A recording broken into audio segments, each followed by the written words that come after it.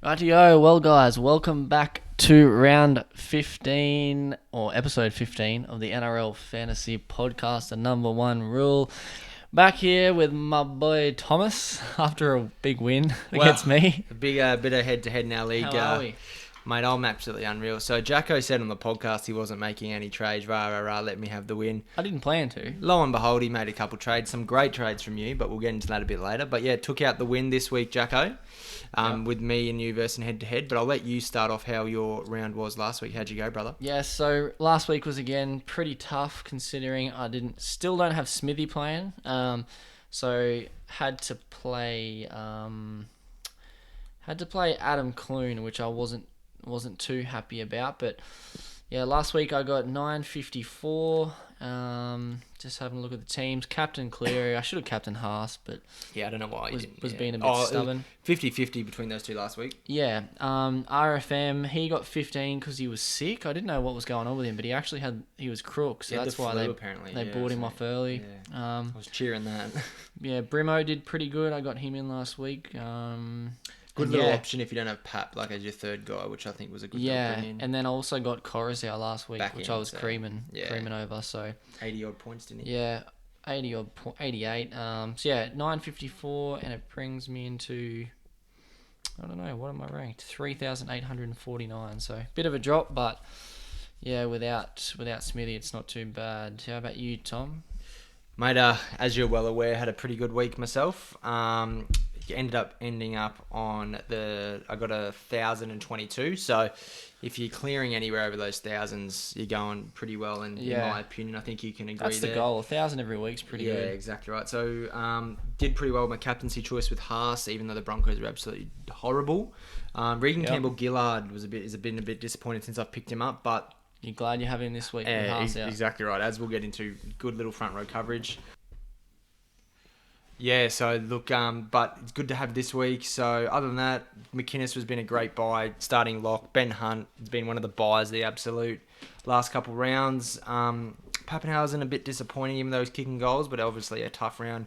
Fogarty just gets better and better. He's a keeper. I'm keeping him. I just don't see me getting rid of him. So yeah, look, good solid round. I mean, Jazz Tavanga, honestly, if he didn't get demerits and for the minutes he plays, he could be the best fantasy player going around. If he doesn't make an error, God damn. 70 every week. Yeah, it's ridiculous. So, look, very good week. Ended up getting me into 510th overall. Very happy with that. Yes. Very happy with that. At one point, I was sending you the messages. I got to 199 pre-end of the round. So, I was hoping I could stay there. I knew it wasn't going to happen. But, yeah, 510. Very happy with that. Mo Fodawaker was a good scorer as well. And with Arrow coming in. Yeah, the most minutes in a long time. We'll discuss that later on. Yeah, so moving into the games this week, we have the Parramatta Eels up against the Storm. So Mitch Moses is looking pretty good. If you haven't got him, I think he's one to kind of look at as like an underpriced keeper. Who else? Nathan Brown also has been scoring a few good scores lately. He's a bit of a pod second front row option, but again, could get suspended, could kill someone. Yeah, exactly right.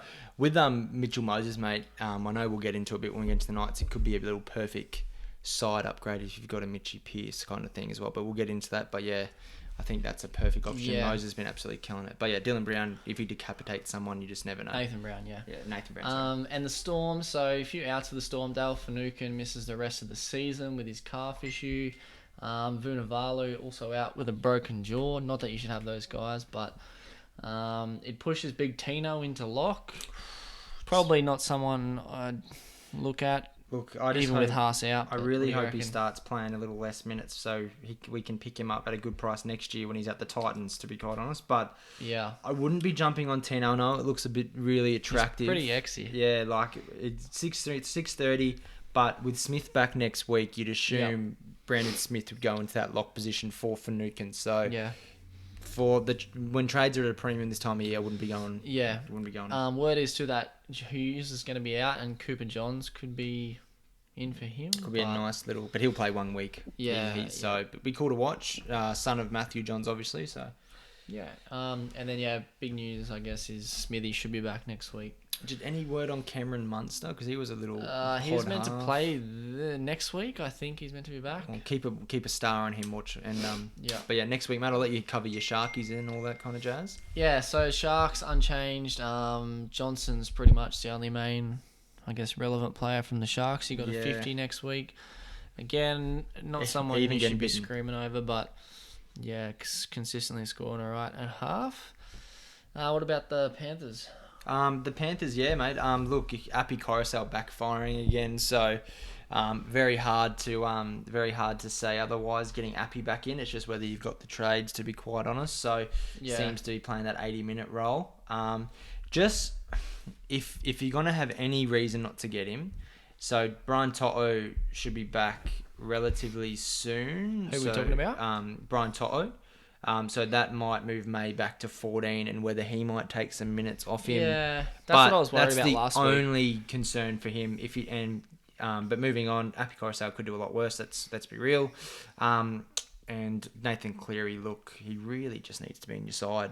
Like at 60, he's and got much, if he's not in your side, and done. Crichton owners will be very happy with his recent performances. Going for 40s, and just, mate, he's better option than Talau in my opinion, and his last three averages is around that 40 mark, and you can't really ask much more for your centres. Yeah, one person I did see this week was Fisher Harris as well. Finally got a decent score after a bit of a drop over the last few weeks, but he's dual position, so I think people that have Haas and are kind of looking for some coverage, possibly. Here's the thing, Harris, if Twal comes back in, it's Fisher Harris or him. I think you want Twal over Fisher Harris, but Twal's not even named this week, so option, definitely not worse. But also Yo's in there that's been playing outstanding. Yeah, for sure. Next game, Bronx against the Dragons. So the big news this week is Payne Haas copping a 2-match suspension. I don't know about you, but I'm definitely not selling him. Yeah, it was so funny in our text chain, Jacko. We were texting, obviously. If it was 3, maybe. Yeah, we were chucked up. I said that I would trade him if it was 3, because obviously a bit different. I'm kind of going a bit more overall, probably more than you and Dan as well. But just for 2, you've just got to hold him. I know it sucks having that 920 in your trades. reserves. You can't really afford to trade him unless you've got bulk trades. I'll say this: if you've got 8 trades, you could nearly afford to doing it. Trade him back out. Any less, and you're really starting to push that button for a couple of weeks. So so Haas out. He makes way for who is also Flegler out. Flegler he's done, well. So he's a sell if anyone's holding on to him. Who comes in? Kennedy and Offengawi, who I guess we both have different opinions on all those guys. So you were kind of saying Offengawi could be a good dual position buy-in just for coverage. Well, I like Offengawi just for the fact I think he'll he scores not too bad. He's not too bad. Like, it really depends on minutes. He's a dual position as well, and I really think that he will keep that position now Flegler's gone, along with Lodge. So last week he only played 35 minutes and scored 32. So the point per minute there is not bad. But just obviously a wait. And their bench no one on their bench is really going to take that spot away from him. Really, there's really no one. Look, mate, Ethan Bellymore and Jamil, who probably wouldn't start over Offengawi. And both prefer the edge, I'd say anyway. So either or for a cash out to get in to cover for Haas if you need it. Yeah, you could go both ways. Personally, look, this is what you got to look at. Kennedy is a couple K cheaper, which if that's what you really want, happy days. Yeah. But if you want a bit more, I think, in my opinion, job security, Offengawi is better. So, happy days. And then what else we got? Milford back in the halves. Brodie Croft dropped. Not really that relevant. David Fafita, mate, you got any opinions on there? David Fafita, I've just got this cloud of Fafita. I just don't. I can't trust the Broncos. I can't trust. It's not that, it's not the fact you can't trust him. Can you trust the Broncos? Because he got a good score last week without actually attacking that. Yeah, doing that much attacking. But how much do they lose without the Haas go forward? Yeah, a lot.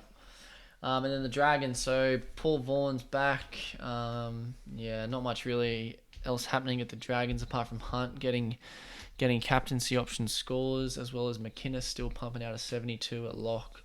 So either of those guys. There is a little bit of news I will say, Jacko, just to jump in. Sailor's been dropped from the reserves, from the interchange. So that probably just confirms the fact that Hunt will be staying at 9 for the whole game. Yeah.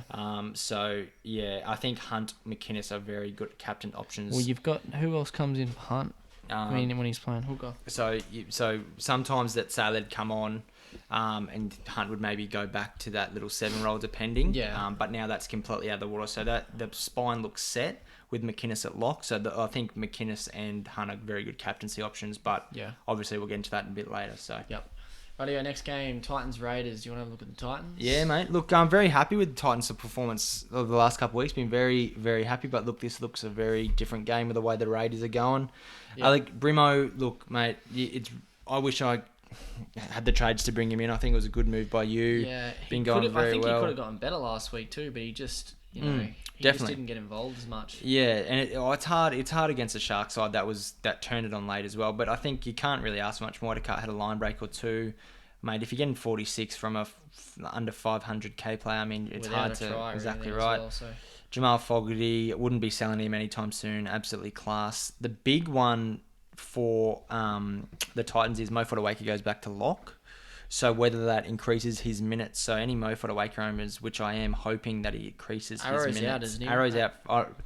Reports is Arrow will be lucky to come back and this year. Proctor's out as well. Yeah, so 4 weeks. Mo Fotuaika got 66 minutes for the first time in 5 weeks and ended up with a high 58 with a late couple deductions. So Mo Fotuaika owners be very holding, wouldn't be getting him in. Other than that, Proctor's been found guilty, so Bo Firma might be another late cashy option if he goes into the back row. There's value in all the players. I reckon that Jamin Jolliffe as well. He's another one that's a cut price He's fronty like if you points need per minute playing 50 minutes. Yeah, exactly right. It's just the exactly right. So another one that is to be looked at as well. Tanner Boyd's actually not in the 17, so Tyrone Peachey might come on to that number 9 role. So Peachey owners maybe a bit of worry and concern that he might not get that 60-minute lock role. Yeah. So other than that, look, have a bit of a look. But Jolliffe is definitely a cut price option there. Yep. Canberra, you get what you're given with Canberra. John Bateman's turning into a great option in the back row. Johnny Bateman. Starling owners are hoping he just keeps getting the minutes to get up enough. I'm hoping for fantasy owners, I think, me personally, I'm hoping that Starling can get up to around that 500k mark in 2 or 3 weeks, so we then can upgrade him. Yeah, so that's the goal. Want that. But I think, in my personal opinion, I'd be going to change subject again, Bateman over for Feeder. Oh, yeah, personally, 100%. yeah, so. I reckon Bateman's got to break even a 68, so ideally we'd want Bateman to get like a mid-50 score to go just below 800, and then I think he would be pretty prime. Although I will say this, picking. Bateman's due for a big one with the back rows that the Titans are getting without Proctor there, so he could be in for a big score. Yeah, for sure. Radio West Tigers against the Roosters, so 12, 12, 17 or 18? 12, 18th man, so he's not in the interchange, but late change, you never know. Word is Harry Grant is pushing return for next week, but I think most people have sold him anyway. Pretty disappointing efforts from Talau last week. He just playing on the wing, he didn't really get involved as much, obviously. Texting a guy in our league, Andrew, and he needed 12 to get 20 to win these head-to-head, and he was just like pulling teeth watching that game for him. So, man.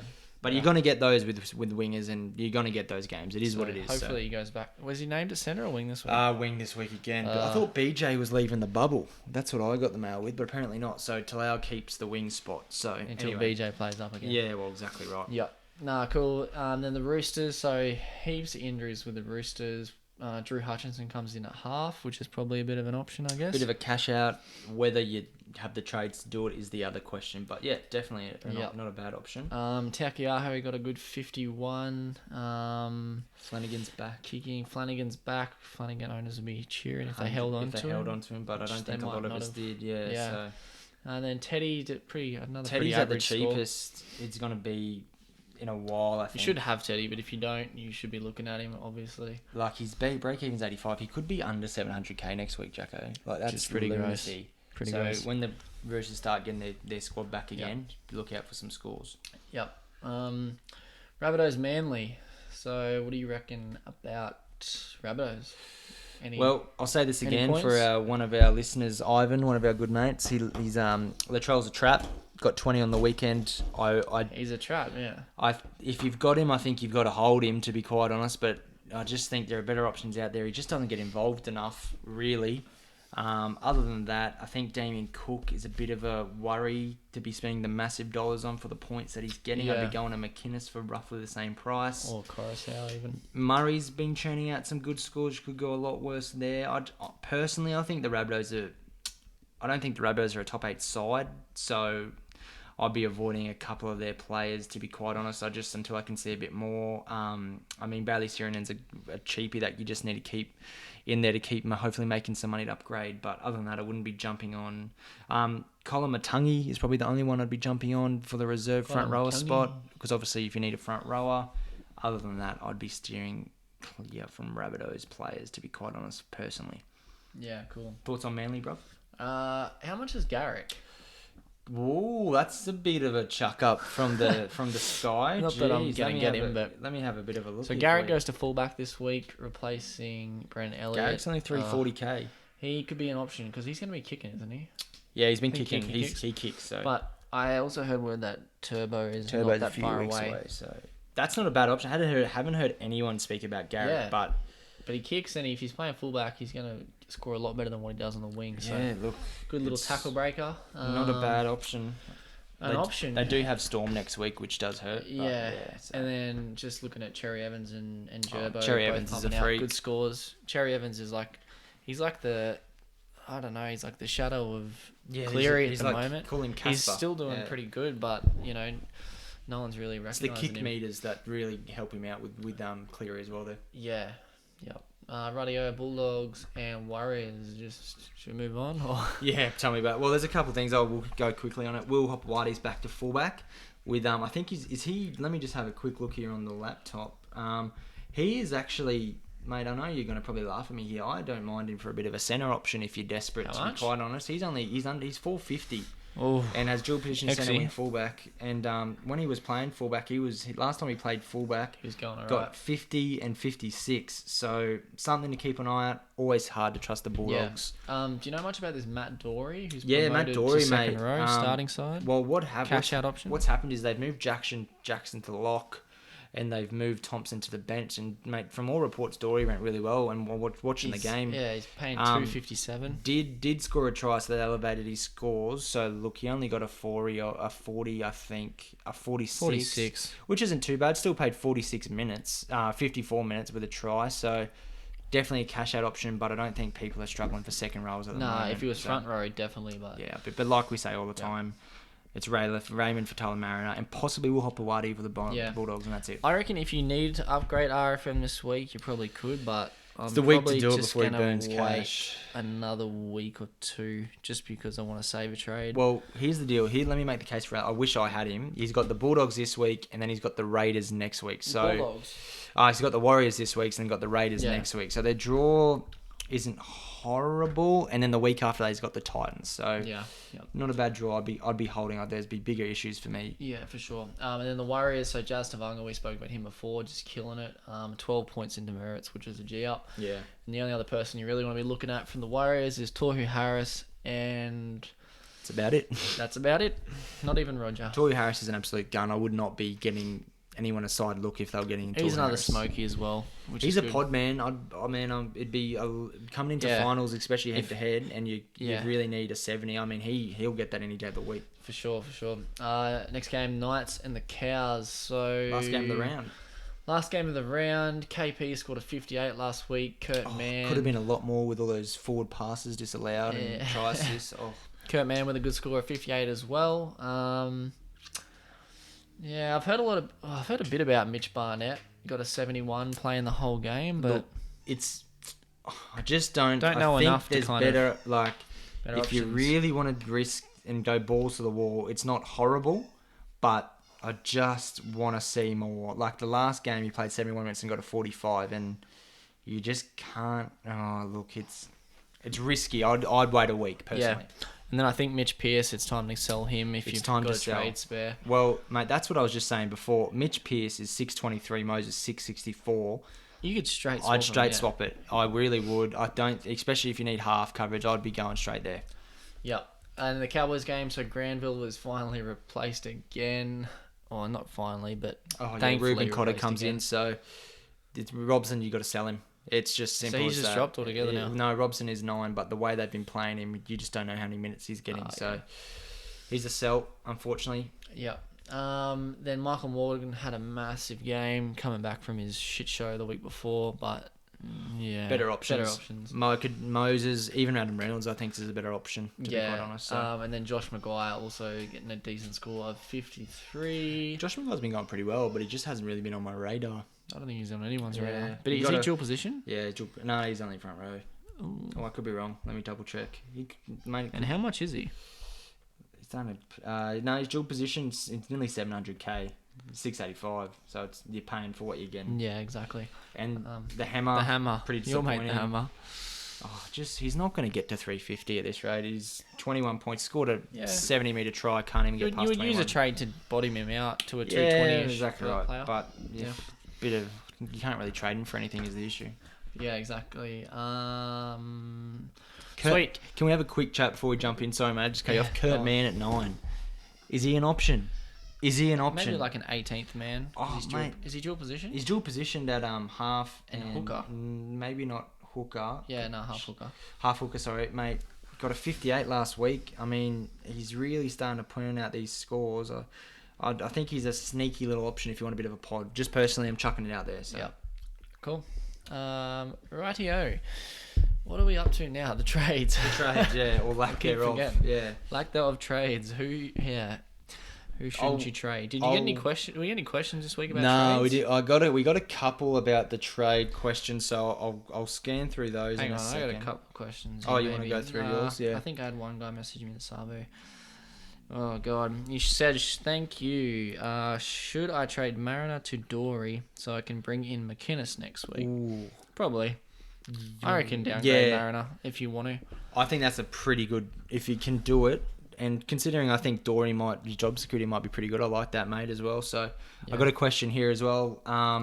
Do I trade Haas? God help us. Yeah, mate, I'm in the same boat as you. Don't worry about that. If you're going for overall, maybe you want like at least 6 or 7 minimum trades. What you got to realise is, guys, there is still 6 rounds to go. He's suspended for 2. 6 rounds. 6 rounds. So you can still have him for 4.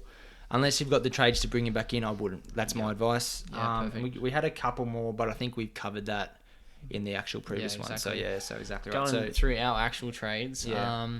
So I'm probably only going to make one trade this week. I got one a week for the next 6 weeks, I guess, unless there's injuries. But essentially, this is the week to downgrade for me. So I'm just going to downgrade Randall to Kennedy, and then bank 50, 60k or whatever it is. So Randall to Kennedy, gonna chuck the captaincy option on Hunt, and then Smithy and Haas on the bench. So what about you, Tom? Mate, for me personally, you won't get any record from me because I'm not doing any this week. I'm literally no record. Yeah. So I've got cover with Mo Fodawaker and Reebok Camagilla. All those been disappointing. So you got 17, 100%. I've got 19 green dots, so I really have no dramas. So I've got to play Talau for the hammer, but. Look, I know a lot of players have got to be in a lot of worse positions. So, got to save those trades as well. So, hopefully that'll keep me in good stead and keep my ranking. But if I was looking to get someone in,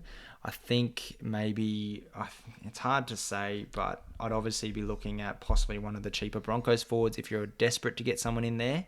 I like Jolliffe as well. Yeah, and that's what I was just going to get to. If I had to pick a Jolliffe as well. But, like we say every week, it's getting to the time of thing when it's really going to be save your trades. Yeah, save your trades, and it's real team dependent. So yeah, exactly. I won't be trading this week, but I think someone you've really got to start to get in if you don't already is Ben Hunt. He looks like he's set at that 9 position. You've got to get him in. I think the last couple of weeks, he's nearly at 800k, but look, he's worth every penny. I think personally. Yeah. So he'd be someone I look and get in if you don't already. Yep. Rightio, happy days. So number 1 rules this week, I'll go first because I got it off the top of my head already.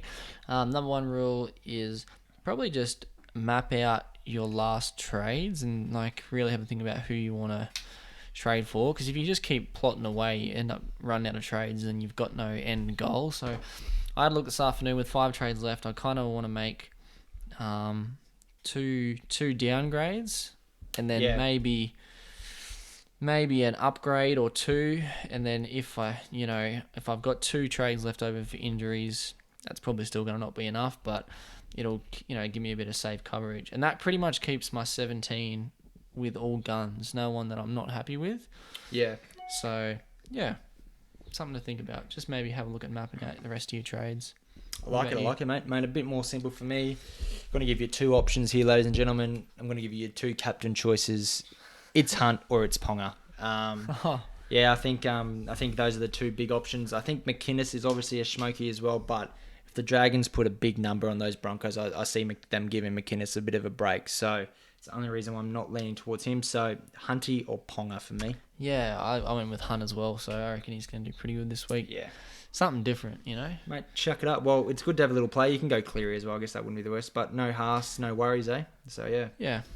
Happy days. I think that pretty much wraps it all up. Anything else you wanted to touch on? Mate, only thing I want to touch on is the absolute, I think, the best bet of the weekend. St. George to win. St. George by the line.